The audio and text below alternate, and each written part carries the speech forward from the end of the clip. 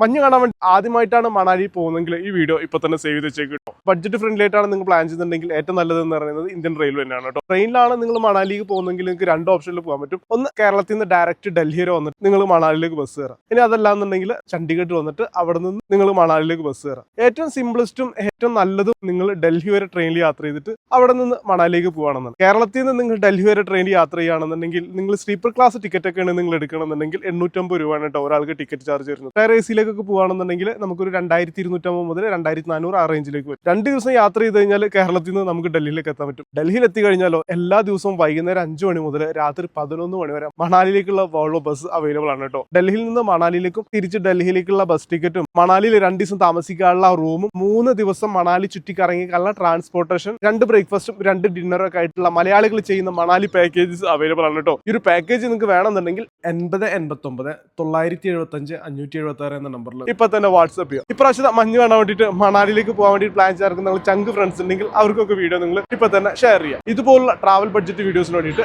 FJ Vloggers എന്ന account ഇപ്പൊ തന്നെ ഫോളോ ചെയ്യാം.